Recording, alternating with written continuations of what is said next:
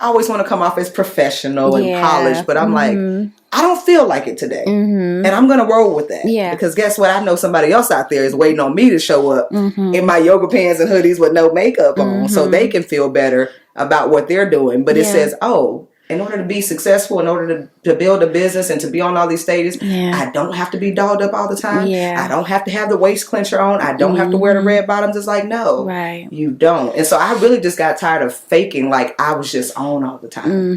Because I was not. You know, I've been sharing my mental health issues. I'm like, I love God. I pray. You know, I'm a preacher. I'm a teacher. I pray. But at the end of the day, I have mental health issues. So I pop a pill and I talk to my therapist. Because at the end of the day, I know what I need, and that's allowed people to be free. And so for me, it's almost like, what's the movie Hunger Games? It's like offer yourself as tribute. That's what that's what I told God to give me the strength to do really, to offer all the parts of me, especially the stuff that I don't like, that I'm still not comfortable with. Let me at least be able to share that out with people so that they can end up walking in their truth.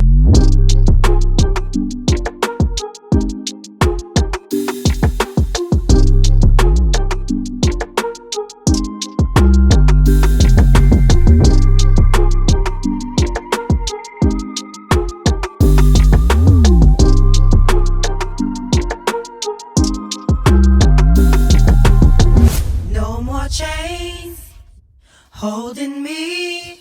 Welcome, everybody. I am Ari Squires, your host of the Release the Chains podcast. Welcome back. Glad to see you back for another episode. So today I am joined by Maleeka Hollaway, and I'm very excited to introduce you to her. Some of you guys may already know her. This may be a new introduction, but I am pretty sure you're going to be in for some really good treats. So I already know a little bit about her, but let me share with you who she is. Maleeka T. Hollaway is an award-winning publicist and entrepreneur and the founder of the official Maleeka Group, affectionately known as the OMG, a full-service public relations and brand communications agency and social proof success, a brand offering practical and actionable DIY public relations solutions for entrepreneurs and small business owners.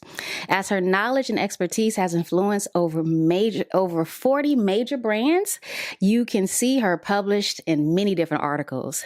And her clients, of course, right? She is a publicist and on MSN, Forbes, Entrepreneur, The Good Men Project, Addicted to Success, Business Insider, Black Enterprise, and Essence, and several other media outlets. That is so amazing. So amazing. That's like an entrepreneur, influencer, celebrity dream to be seen in these type of platforms.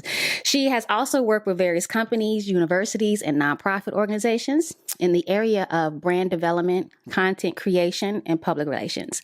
Her goal is to support SBOs and entrepreneurs to position themselves to grow sustainable businesses and brands. So welcome again. Thank you. Thank you for having me. I appreciate it. You are absolutely welcome. So tell me what got you here. Has this always been a dream of yours? It was not a dream. It was not a plan. It was not a strategy. I would say life happened. Okay. Like, I think that happens to most of us. Some people wake up and they're like, I want to have this big thing and I want to have a business. I want to be a CEO. That was not the case for me.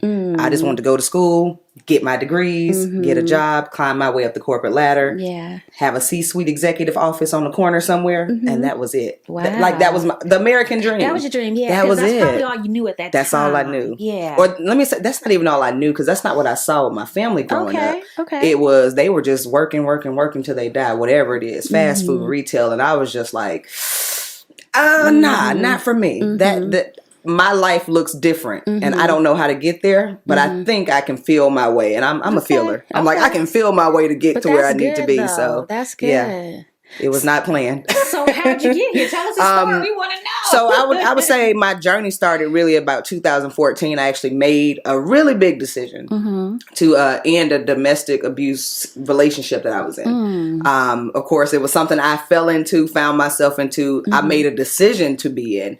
I'm just being hard-headed. You know, you leave your mama's house to go to school. You're like, I ain't going to church no more. I'm not doing anything like that they want me to do. You want to be grown. I want to be grown. And so I think we all, and I just going through that. And I just made a decision like, this ain't life either. You know, how I grew up was not what I wanted. Although I had a magical childhood, I never wanted for anything. I just knew my work life, my career life, it had to be different. And so when I found myself in that situation, and I say like that, I was at the bottom of the barrel. Broke, evictions, repossessions, abuse, mental, spiritually, physically. I didn't have anything. And I said, I can't stay here. I had heard stories of different men and women who they go through divorce or they go through any type of violent situation and they get traumatized. Yeah. And that becomes the pinnacle of life. Their story is always that trauma. And I said, that nah. victim, that they stay in that victim Yeah, mode. no, that's not me. And I said, the only way I could get out of it, though, was talking my way through. Okay. And by sharing with other people. That's and that was the terrifying part. Okay. Because I was like, so people thought so highly of me. Like, oh,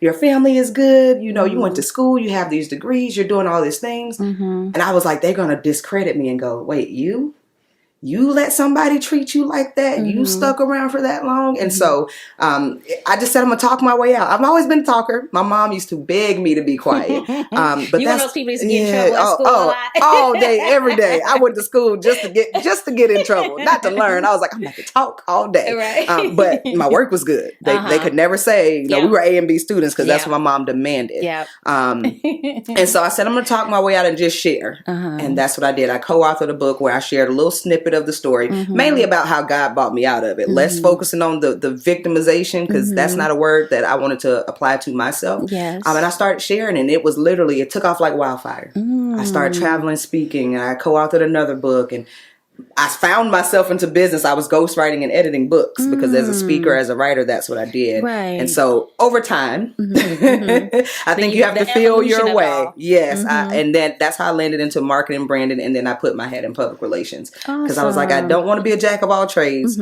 I was getting paid to do a lot of different stuff. Yeah. To speak, to teach, to social media management, to write books. And I was like, wait a minute, this is not sustainable. And so I said, I know I don't want to stay in that life, but even if I'm going to stay in this life, it can't be that. It can't be chaotic. And so really that's how I got here, by making a series of decisions. Wow. That most people say, oh, that was a hard decision. I'm like, well, sometimes they are.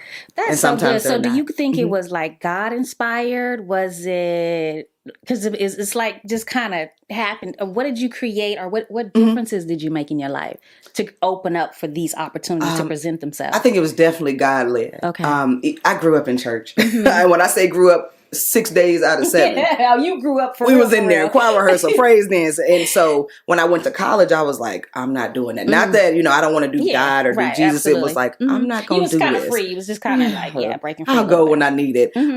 But even through everything that I went through, like, God was always there. Absolutely. He was always directing. It was times where I was like, God ain't real. There's no way, if God is real, I'm going to be going through this.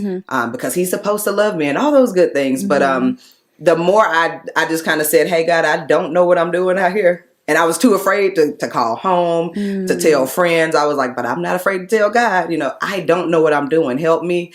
It was like, it's like the world opened up. And it was more so of me deciding, all right, Maleeka, you still going to be hard-headed?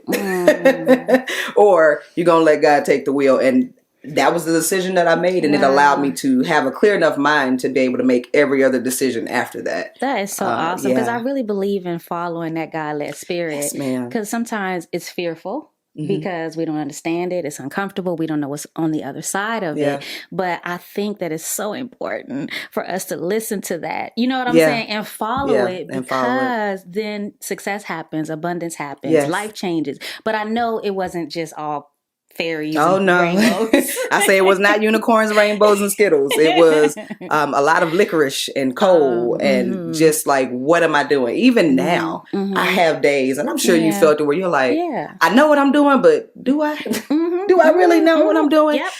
So to your point, that God voice, that what some people would say your intuition, I'm like, some of this is just God, like, because he made me, he created me, following that. And especially when I don't know the end. I'm a planner, I'm a type A type person. Like, I have to know. I would not move unless I know.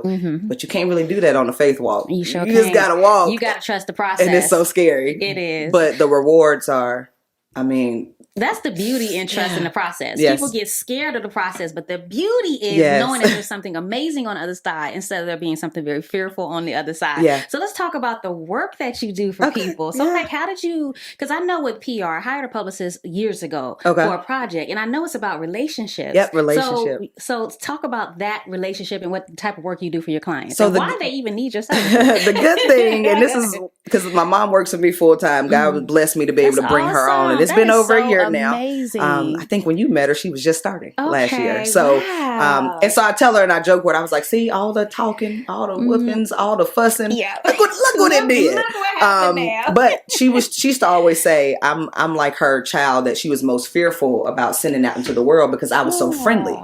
I would talk to the trees. I would talk to strangers. Nice. And of course, for a mom with a little girl, that's like, daughter, stranger danger. But I never met a stranger. So even being a publicist where it's who do you know, more so who knows you, it's really worked well for me because I don't meet a stranger. I'm able to inbox influencers, editor-in-chiefs of magazines. A lot of times I skip the hierarchy. I break the rules. That's good. I'm a rule breaker. Hey, I'm not mad at that. I'm not mad at that. I'm like, I don't want to talk to the journalists and reporters. Just let me get to the editor-in-chief. And because God has given me the personality to be able to relate to people, even without asking them anything, just serving them. Wow. It's allowed me to show up in a way that serves best my clients and myself. So as a publicist, our whole job is reputation management and image, making sure that when people see you, when they hear you, your message is the same, making sure that we put you in front of the people that you need to be in front of. And most people think, oh, it's red carpets and y'all just work with celebrities. I always say, I don't work with celebrities. I create them. That's good. And so if you want to be a household name, you know, everybody looks at Beyonce, Mariah Carey, and the Kardashians. I'm like, that works for them. Right. What is your secret sauce? And my job is to take that and amplify it out into the world. So that's good. Not everybody needs a publicist when they start out. Yeah, although they try it. Like, oh, I'm just starting my brand. Okay, you don't even know who you are. Yeah. Because by the time you come to me, if you're unclear, I'll know it very quickly. And guess what? You're going to confuse the people. Exactly. And so as people, I say, get you a good 3 to 5 years in and get something really going. Have that revenue stable. Have a good business model that you can, it's almost like it's turnkey. You can pass, if somebody wants to buy your company, when you can pass that over and say, hey, buy it, let's go. That's probably when you're ready for a publicist to help you really amplify. Not just because, oh, I have a book and I need people to know about it. That's whack. I use the word whack a lot. So that's whack. But no, that is whack. And I'm so glad, and not to offend anyone, but just to be real, right? Yes, You're hearing from an expert who knows. And I love that coming from you because you actually know. It is, we tend to think that it could just, we started and we need to be this big name just like that. So what is the biggest mistake that entrepreneurs are making? Even the ones that are been 3-5 years in business, what mistakes are they making right now? They're afraid to focus on one thing.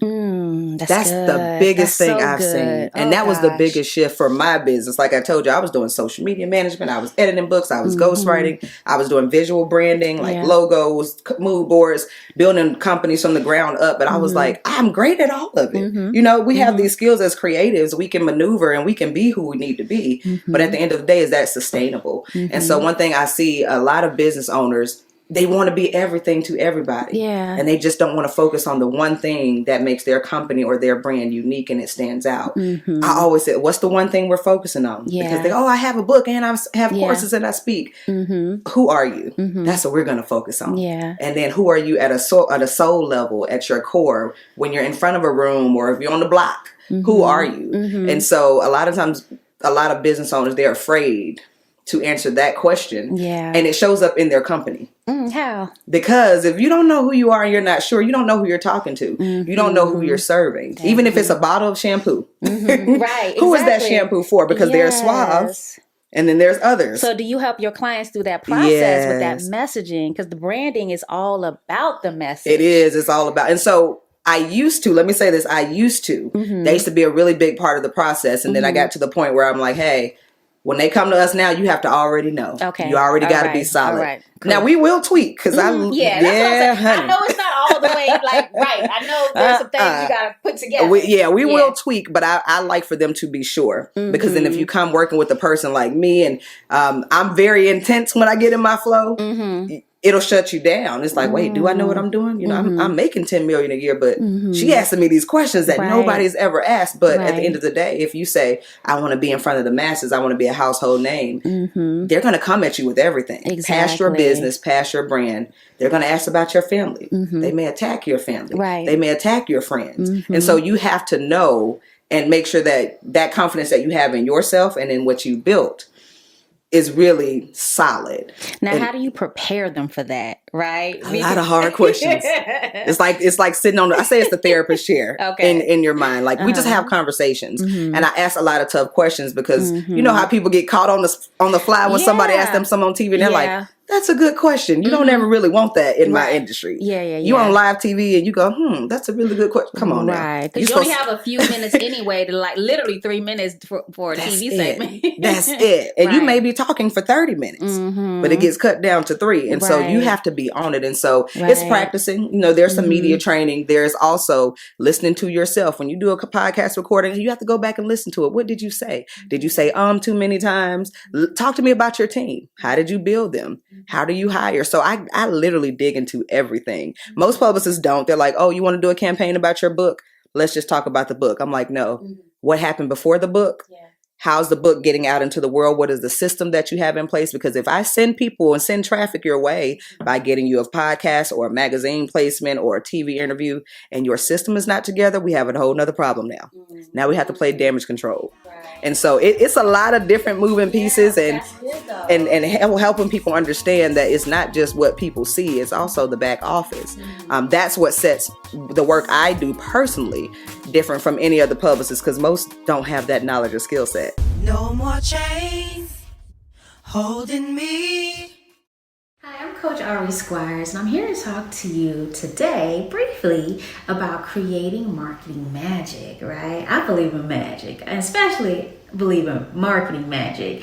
As a business coach, a brand manager, I help my clients increase their brand awareness and increase their profits through strategic business coaching and brand management. So I manage brands and I help them, build their equity, get booked for speaking engagements and sell their courses and all these different things that a lot of people just don't have the time to do. So marketing magic is like crucial. And so there's so many different ways to create this magic. It's all about client attraction and saying the right things and positioning yourself in the right places and, doing all the right things online and offline. But a part of creating marketing magic is really making sure that your brand... Wait, stop. I'm not going to give it to you all right here, but you can get your top 10 marketing mistakes and how to create marketing magic. And I'm going to throw in a bonus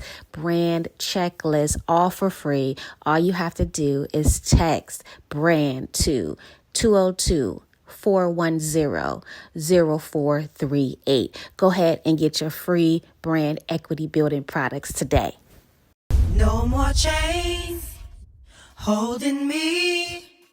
All right, so I want to talk really quickly before we kind of dive into my 7-step process to release the chains. I want to find out where you are and where your client probably is in that process. But now we hear a lot, about this public relations and public media and being seen and being heard. But what's next? Because yes, you can book your clients for exposure. You can get them seen. But how do they need to be prepared for that? Yeah, that goes back to when I was saying what's happening in the back office. What are the systems and what is the value ladder? What's the value stack? What's in your business canvas? And a lot of times when some clients, even ones that's been in business for 10 years and making millions of dollars, you'll be surprised how many steps are skipped because some people just have the gift of making money. And so I always tell them, PR is a long-term strategy. We like to be your long-term partners. I don't really like just working with clients for 6 months because it takes us a minute to find your voice, your cadence. And it also takes you a minute to get used to how we do things. And so one thing I always say, think about what's next. All right, so let's just say you get a feature in Forbes or you get to speak on Black Enterprise Stage. How are you taking that attention and turning it into dollars? Yes. So it's not my job to turn it into dollars. My job is to put you in a position to actually be on the stages, to be seen, to be heard. Now that getting paid part, that's on the client. Now, because I'm in business, I know how to make some money. Get paid too.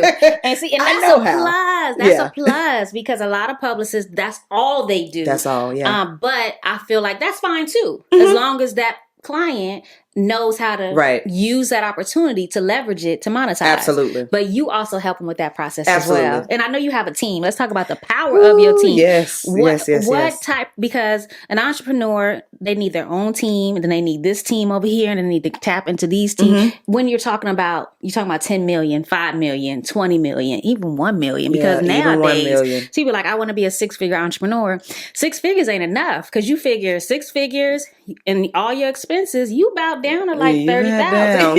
I tell people it's a big hop between 100,000 and 999,000. It really is. A lot can happen. So some people say 6 figures. I'm like, where are you on 6 figures? Are you under $250,000? Are you over half? Are you at 750? Because at each one of those, it's a whole nother different beast, especially if you're trying to do it by yourself. Yes. And so that's one of the first things I encourage any client. And like I said, I've had clients that doing 5-6 million is just them because they're an online business. But I'm like, hey, for what we do, you need a backup person. You need an assistant, because you're spending time trying to create these $100 products and stuff. When you need to be focusing on the 10,000, your assistant and your other team members, they need to do the not low level, but the stuff that you don't need to be doing. You know, I feel like if you're going to make the money, adopt the whole lifestyle that comes with the money. Because we're like, oh, I'm gonna keep it because that lack mentality. I don't know how long I'm gonna be able to keep this up. You can't go into it thinking that way. And so even me at the beginning, I was like, I want to keep all my money. Why would I pay somebody to do what I can do? But after a while, the housekeeper came into play.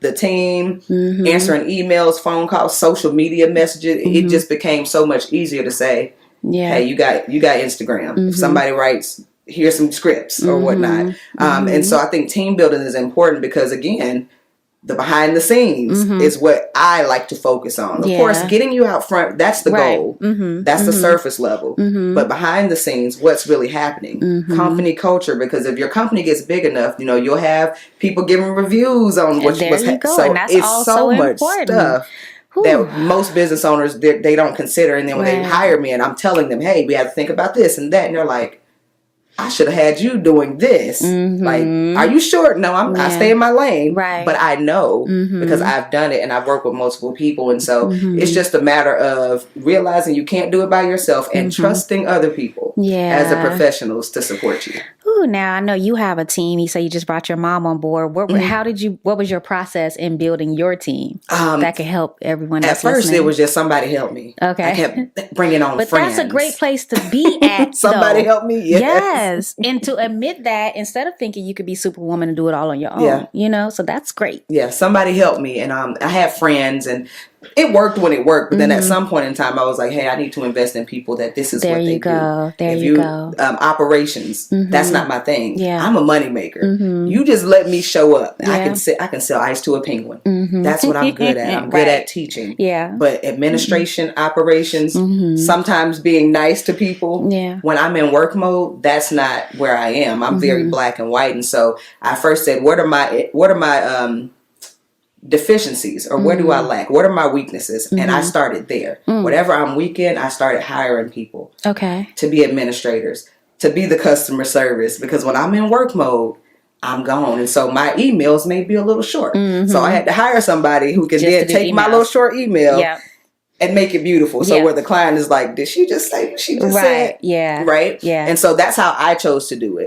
Some people will say that's a little different, but for me, it's like, well, what am I not good at? Yep. And what do I need to take off my plate? Yep. Sales? No, but I don't need anybody to do that right now. Right now, I don't. Right. But for me, it was that administration piece, the operations, the niceness that is needed in business, that customer service, that service part. Right. It was okay. I need to hire people. And it's not that you're not nice. It's just that sometimes, well, maybe you may like me though.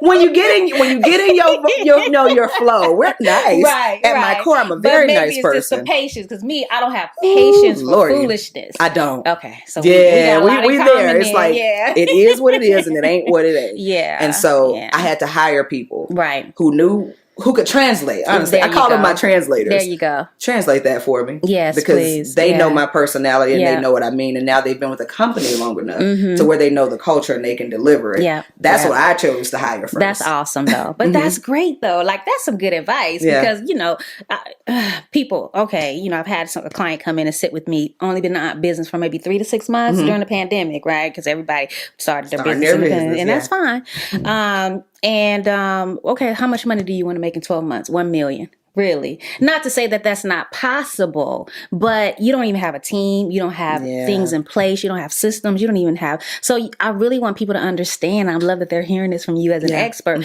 The value in properly setting up a team. There is no perfect way to do it, but it has to be done. It has to be done. So let me ask you this. So I'll talk a lot of people who have been watching over and over again. Thank you guys that do come and watch every single podcast. I really appreciate you guys. So you guys are aware of my 7-step process to release the chain. So there's 7 different processes, and they're not necessarily steps, but processes, right? And so the first step is listening.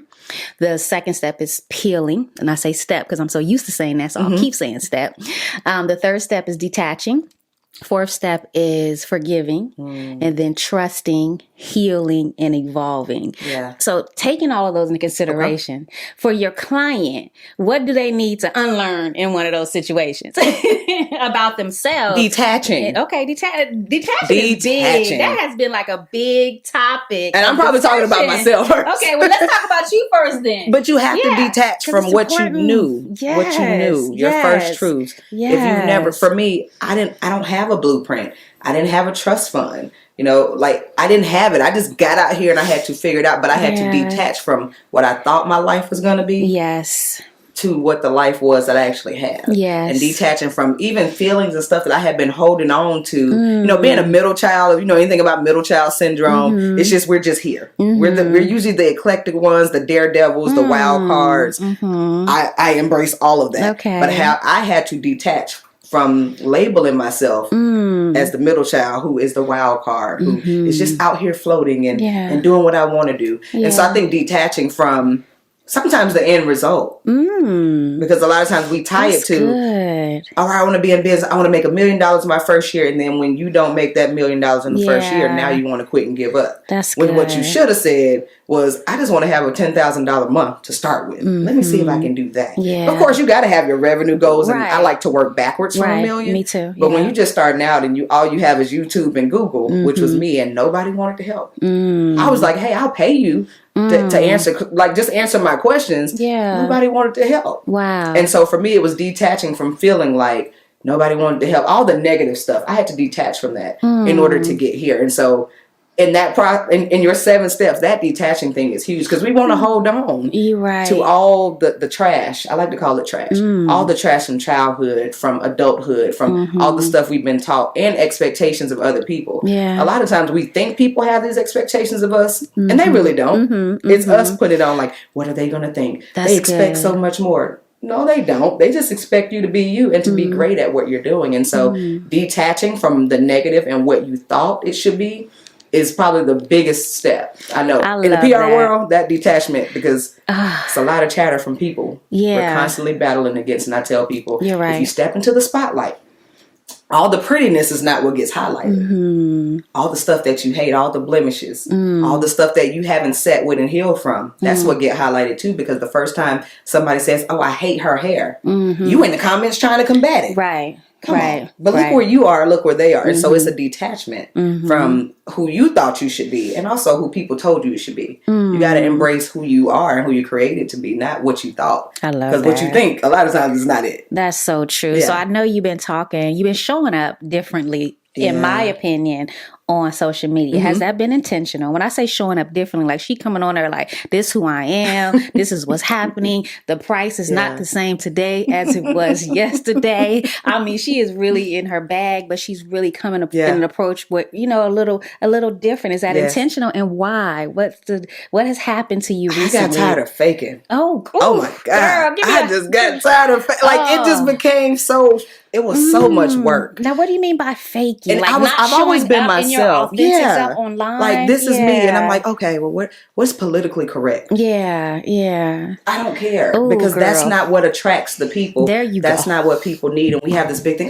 be authentic, be authentic. And the people that are sharing this word are not even authentic. Because the moment the cameras go off, they turn into something else. And that was never me. People say all the time, like, you look like how you look online, you speak, you interact. That's very intentional. I don't have time to cut it on and off. Right. But for me, especially recently, just getting out of my own head, like I always want to come off as professional and polished, but I'm like, I don't feel like it today. And I'm going to roll with that. Yeah. Because guess what? I know somebody else out there is waiting on me to show up in my yoga pants and hoodies with no makeup on so they can feel better about what they're doing. But it says, oh, in order to be successful, in order to build a business and to be on all these stages, I don't have to be dolled up all the time. I don't have to have the waist clencher on. I don't have to wear the red bottoms. It's like, no, you don't. And so I really just got tired of faking like I was just on all the time. Because I was not. You know, I've been sharing my mental health issues. I'm like, I love God. I pray. You know, I'm a preacher. I'm a teacher. I pray. But at the end of the day, I have mental health issues. So I pop a pill and I talk to my therapist. Because at the end of the day, I know what I need. And that's allowed people to be free. And so for me, it's almost like, what's the movie Hunger Games? It's like offer yourself as tribute. That's what I told God to give me the strength to do really. To offer all the parts of me, especially the stuff that I don't like, that I'm still not comfortable with. Let me at least be able to share that out with people so that they can end up walking in their truth and they can be free. Because like you said, release the change. I was tired of faking. Like, so what has that done differently for your business? How has things shifted? I'm enjoying it. I had had built a brand that I hated. I hate it because I'm like, I don't want to be on today.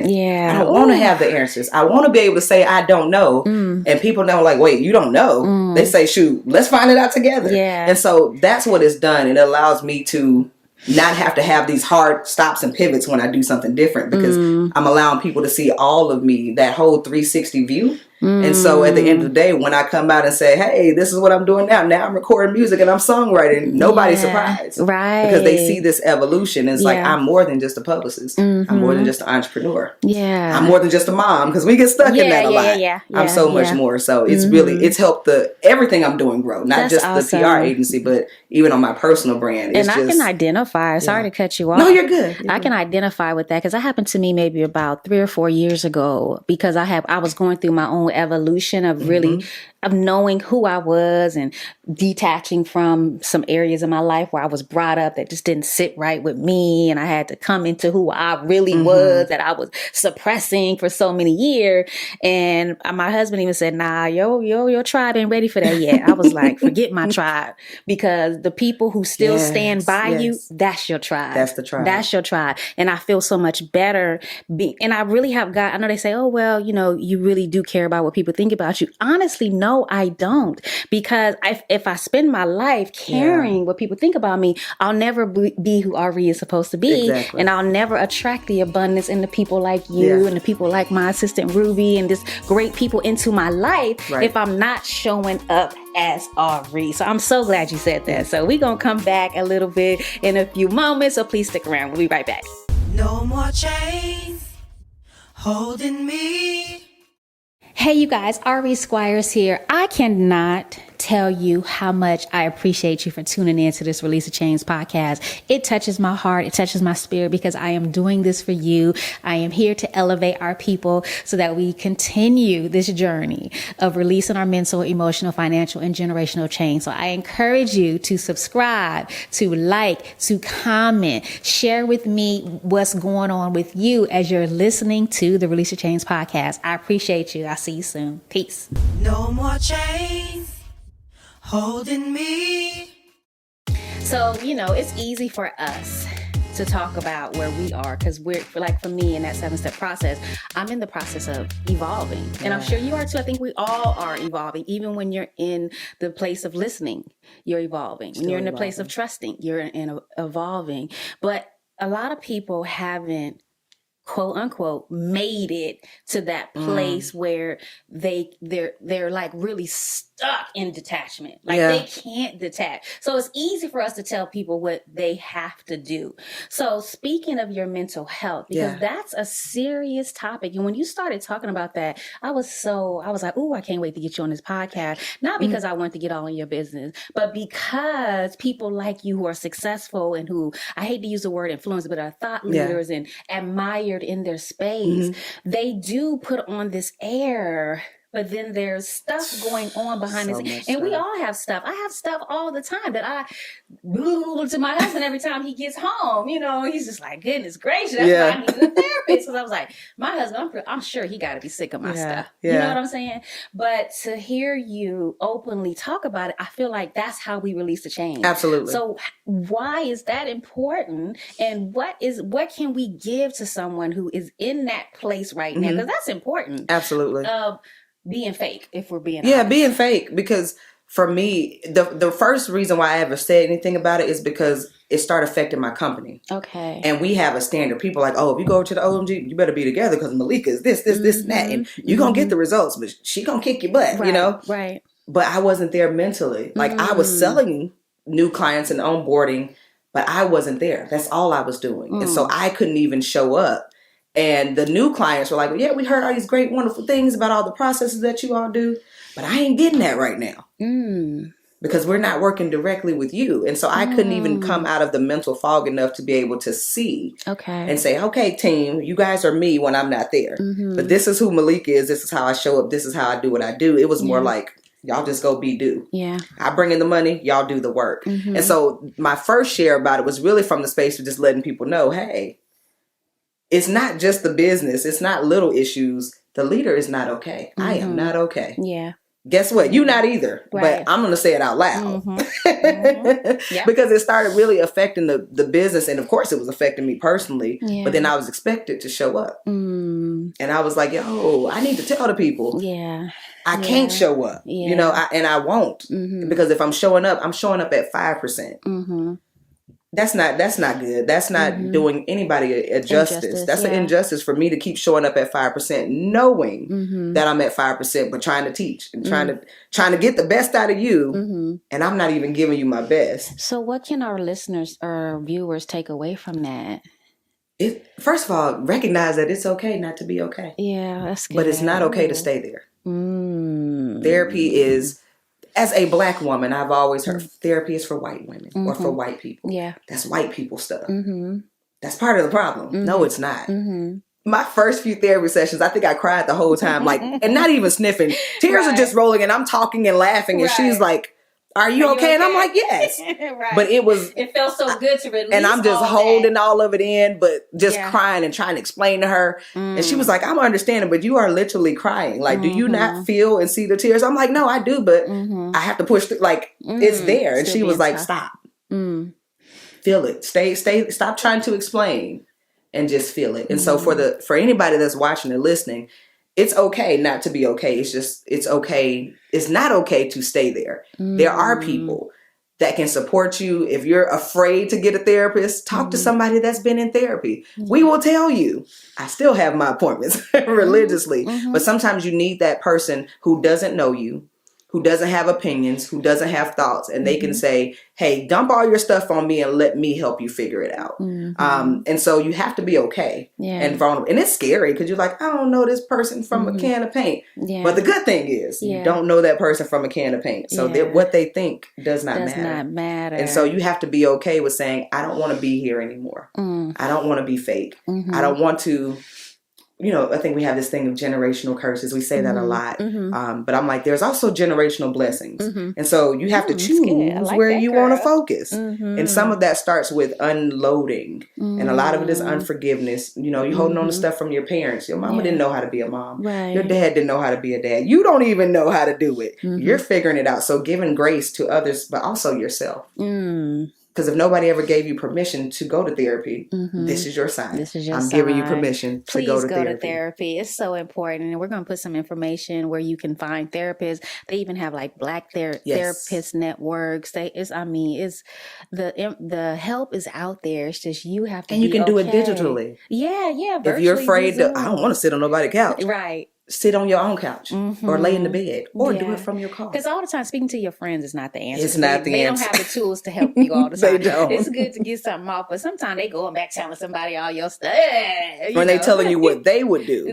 But you wouldn't even switch life with your friends if you could. So why are you listening to them? That's so good. That's so good. Yeah. Another here or there. So your clients, right? So I'm sure, like you said, you're very direct. You're very open. You're letting them know, hey, I'm going through this. This is what's happening. And I know they appreciate that. So thank you for that, because we do, especially those of us who are high level, we do have to like put on this air. But then I'm like, forget that. This is Ari. I'm like, I'll share it any day. I just had a big loss, $13,000 loss. Like, things happen in our life that we have to share with people so they can see that things are going to happen. What are some things that are going to happen during the PR process that your client needs to be prepared for in advance?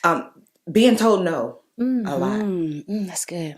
Probably 75% of the work we do is straight rejection of not opening email, not answering phone calls, saying, oh yeah, your client is great, but we'll pass. We take that hit. But on their end, it's like nothing's happening. No, something's happening. We just being told no, because sometimes it's a timing thing. So even to where you were saying, I'm just impatient. I say that as well.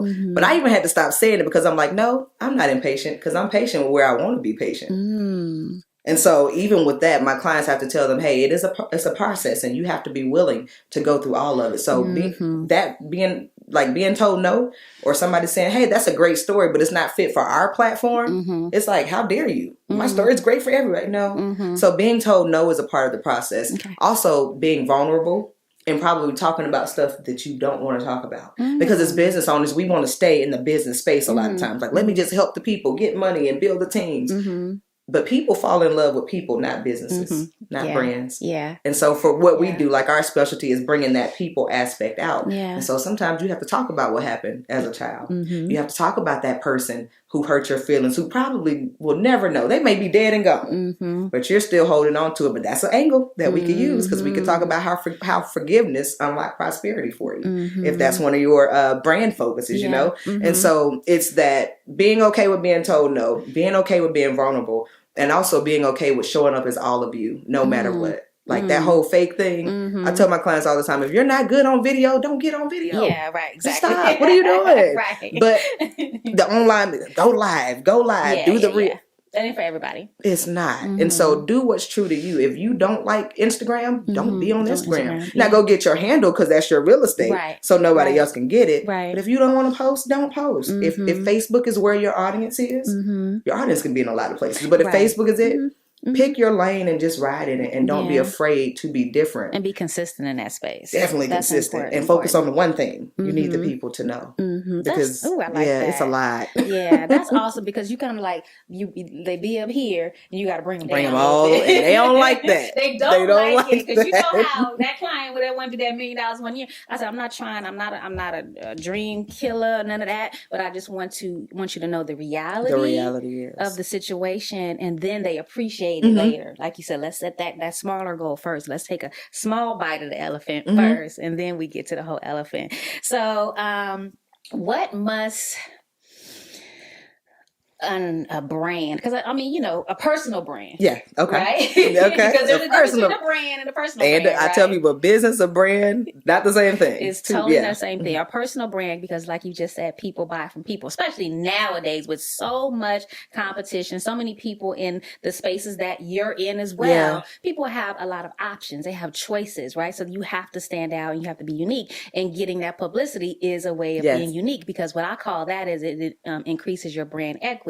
And your brand equity, for those of you guys that are not familiar, is the way your brand, your personal brand or your business brand, is perceived in this marketplace. And so PR is a great way to build. They need to get the book, because I got the brand equity book. Yes, it is a great way to build, because it sets you apart. And that's what PR is. So what do I need to know before hiring a PR team, right? What do I need to know? I would say first, you need to be clear on the market that you serve. And a lot of people are not. They're like, oh, I think I serve women. I think they're Black women. I think you have to know. There are ways to find out. And a lot of times we want to clone ourselves and say, our audience is me. I mean, that's true to an extent, but then the real money, you got to think about your spending habits. Right. How do you make decisions? You want to attract a whole lot of you all the time? Ooh, that's good.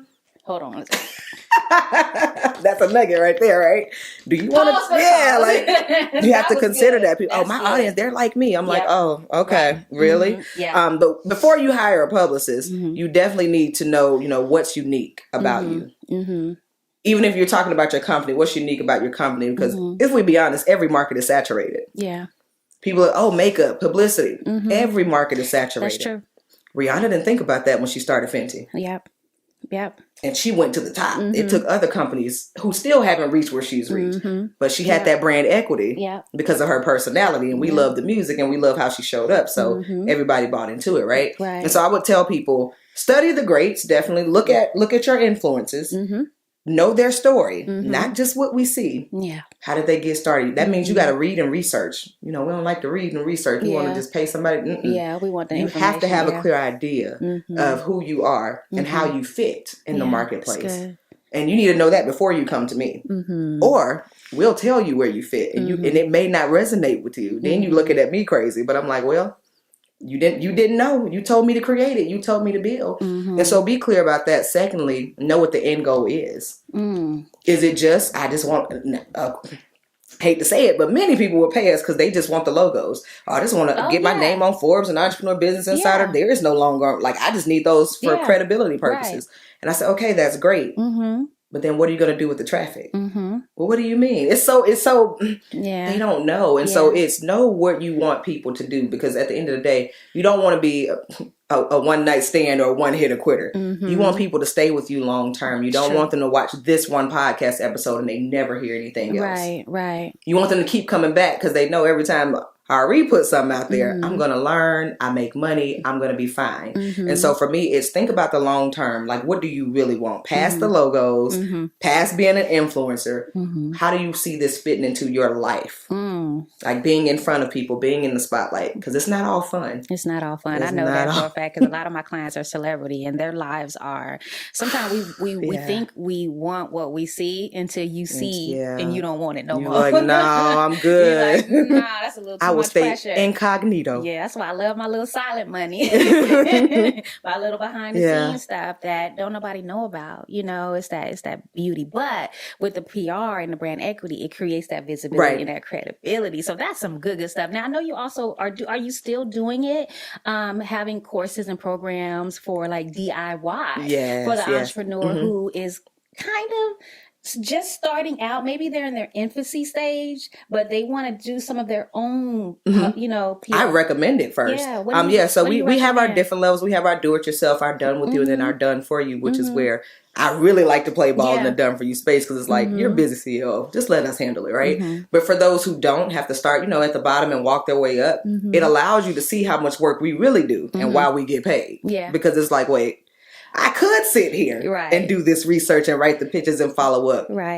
But why would I when there's somebody else who's good at that? And so what I would say for someone starting out, even if you just decided to go into business yesterday, I have a lot of free content out there. We'll just show you how to set things up. So you don't even have to wonder, when do I need Maleeka? A lot of people, well, when do you know if you need a publicist? A lot of time when you ask that question, you probably need to be thinking about it. Because if you didn't need it, it wouldn't be on your mind. Or it's some type of teaching or learning or strategy you need to get from a PR or publicity perspective to help you build what you're doing. And so I'm always saying, hey, it's free content out there. I create it, you create it, we all do. It's okay to absorb it, but at some point in time, you have to pick one thing to actually execute on.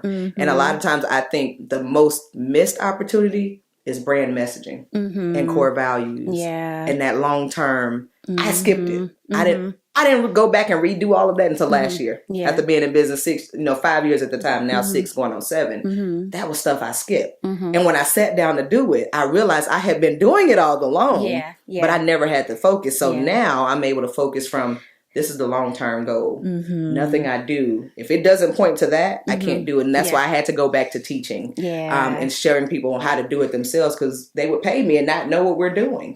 But when you've learned it and you've tried it, and there's some trial and errors, there are a lot of wins. Of course, because I get a lot of people who've never paid us top dollar, but they're like, just this mid-growth, I cannot wait to get up there to pay her to do it, because I already know what I'm getting. And so I would say take advantage of any free content from myself. Where can you get your free content? Where can you get my free content? Look for me on Facebook, Instagram, TikTok at Maleeka Hollaway. My first name. Can I spell it out? Please do, because I've got listeners too. Okay, perfect. Maleeka.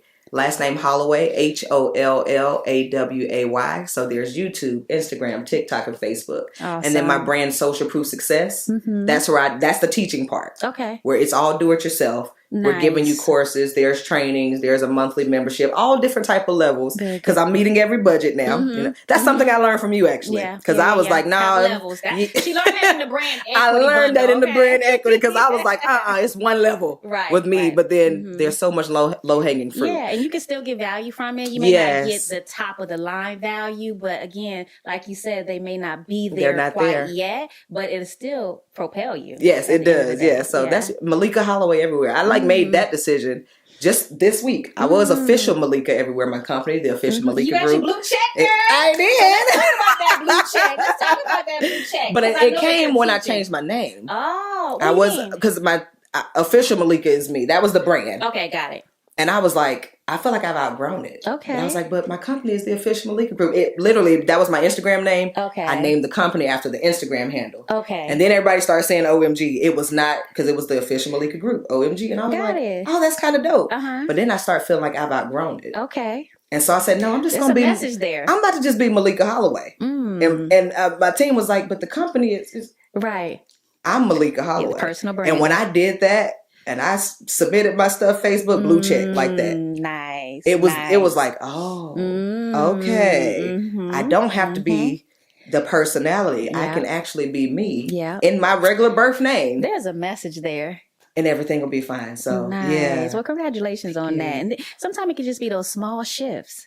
But you got to learn from folks that know who've been there, done that, and can show you how to do that. Yeah. Let's talk about you and your own personal investment, because you haven't talked about how much you've invested, how you invest in yourself. And I think that's important to know. And we'll finish with that, and then we'll send some closing remarks. Yeah, I think I didn't grow the way I wanted to until I made the biggest investment of my life. I joined a business mastermind, a Black business mastermind, because I was like, no, we need to learn.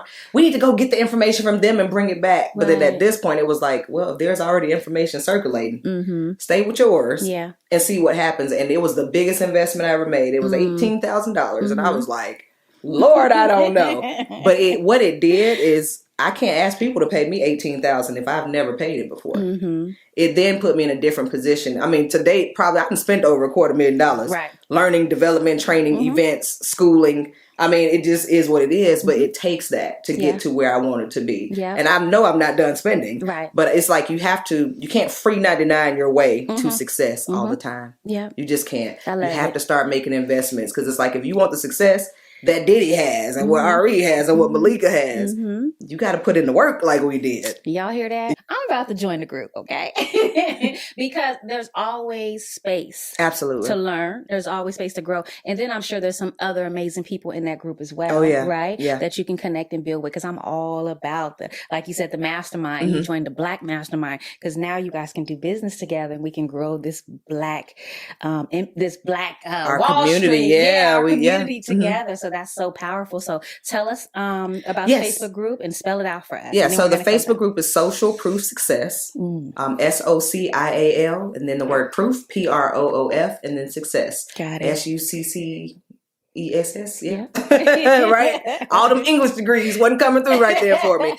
But and it's a trademark brand. I went on because social proof is all about your social equity. You talk about brand equity. Social proof is about your social equity. When you show up, when you speak, when you post, can you get people to lean in? That's good. That's what it's about. That's the first step of PR. It sure That's is. the first step. That whole visibility thing. Yeah. That's the first step. And so in that group, I do a lot of free trainings. I bring in a lot of my experts and let them talk as well. Because look, I don't know all there is to know. And so even if it's something I get paid for, I allow other publicists in the group.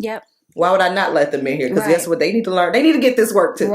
And so it's a place where business-minded people can come, not just to talk about marketing, sales, and PR, but also that personal development, because that's all business is. It's a crash course in personal development that you get paid for. There you know? go. And so that group is not going anywhere. Like that's where all of our events are hosted under the Social Proof Success brand. And so if you get in the group, you'll stay connected. You'll know everything we have going on and all the different ways you can engage and work with me. That is so awesome. That's all you wrote. You just said something and I did not write it down.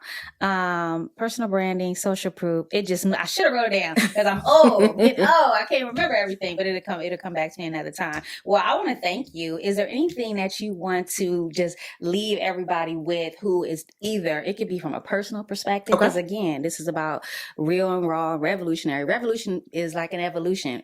evolving, pushing back against something or pushing forward towards something, and making changes in our lives. And we have to release the chains in order to do that. And from this discussion, you have released a lot of chains, and you still continue to release chains. And that's the beauty of releasing chains, is that it's a daily process. Absolutely. It's nothing we just do when we arrive and we're done. It's something that we do have to work on every day. So would you like to leave anyone with a closing word to either help them in their brand, their business, or their life? Absolutely. More than anything, I'm giving you permission to be yourself and to be great, to be authentic, to show up as you, regardless of what people say. You are you for a reason. There's only one you. I don't care if somebody has the same name. You're the only you that there is. And if you don't show up as you, who's going to do it for you? Okay. You cannot have success in business, in life, in your relationships, in money, in your spiritual life, in your physical life, if you are not clear on who you are and what you're here to do. And so I'm giving you permission to show up as you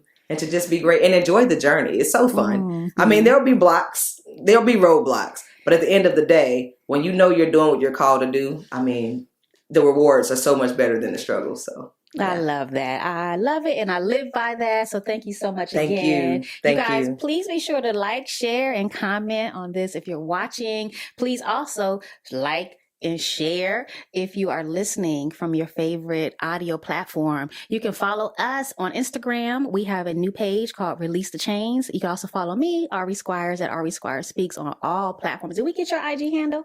Maleeka Hollaway. Maleeka Hollaway, all across the board. Did you hear that? It's the personal Maleeka brand Hollaway. that got the check mark. So that's some stuff for y'all to learn, because it does make a difference. That's brand equity, okay? So please make sure you follow us. We appreciate you guys for watching, appreciate you for listening, and we'll see you on the next episode. How do I separate therapy from coaching? Which is a big question people ask, right? What's the difference? The difference with therapy is typically we're going back into the past. And we're assuming that there is some disorder, some dysfunction, and we're trying to resolve that by going back. Okay. In coaching, we're typically looking at you as a whole individual, and we're helping you to move forward.